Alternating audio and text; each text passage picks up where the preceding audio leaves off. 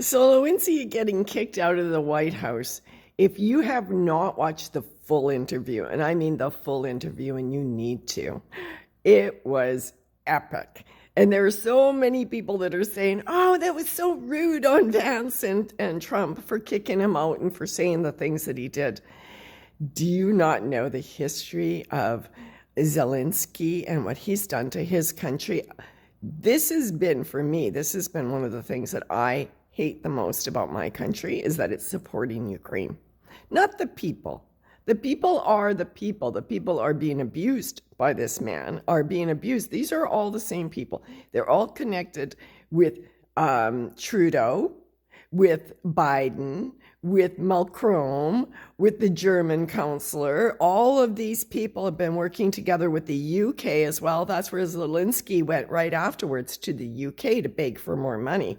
This was the whole idea. He wanted to beg for more money. Trump was looking for an end to the war. What he does now is they kidnap people off the streets. Doesn't matter how old they are, they kidnap them and put them on the front line.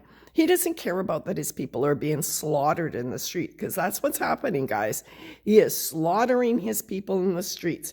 He also, you have to look into why Russia actually did attack Ukraine. Now, this story goes a lot further.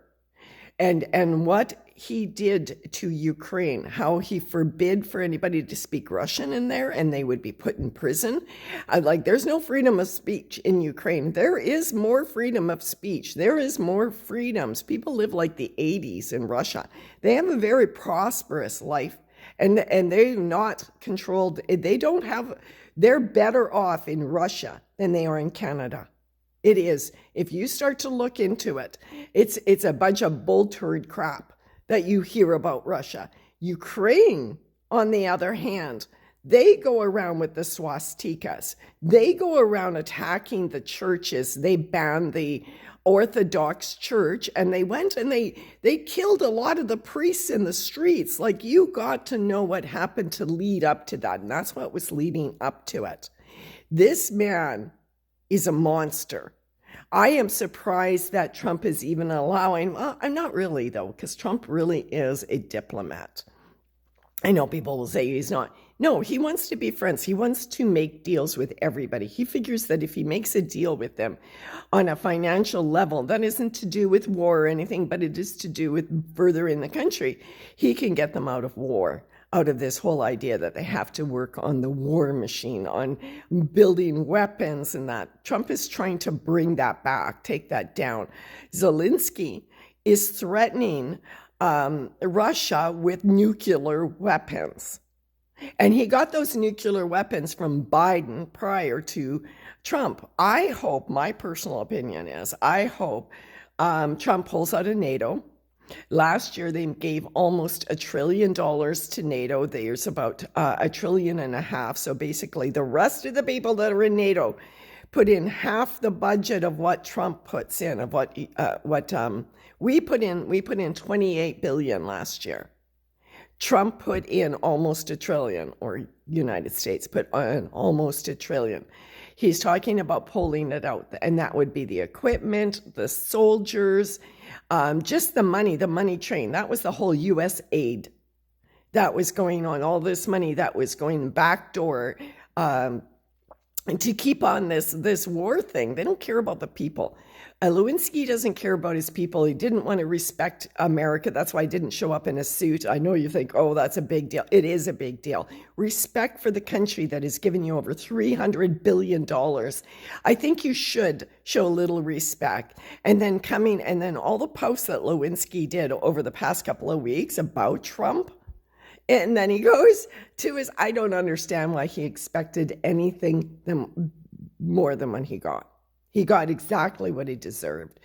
And anybody who's on his side does not know that he has imprisoned all of the people that have tried to run against him.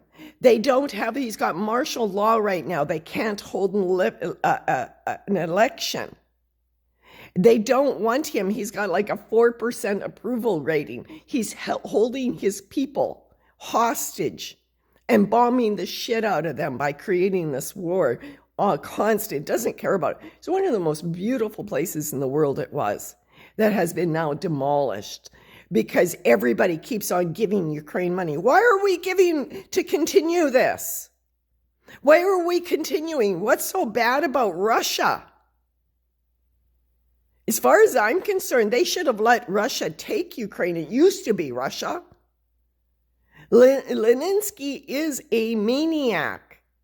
All of these world leaders have to step out and go a little bit further than they should. I mean, like, Putin is part of this. He was part of the CIA, or the, I'm sorry, I can't remember what it was back in the day. So I'm not saying that he's a perfect guy, but I think Putin loves his country. He loves his people, and he wants to protect his people. And if you start looking into the things that he actually does for his people, you'll be shocked.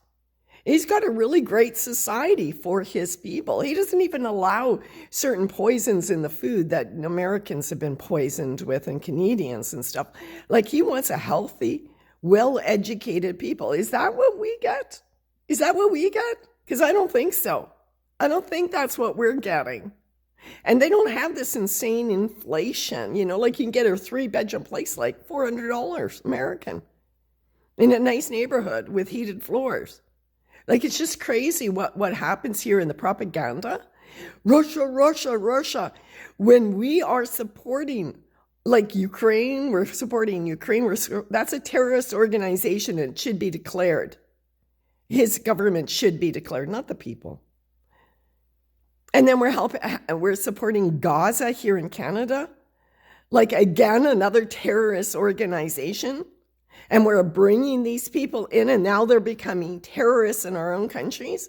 Can people please wake up? He should be loud. He should be boisterous. You should be offended by what these people do, and you should be happy that he's sticking up for America. Enough of the gravy train.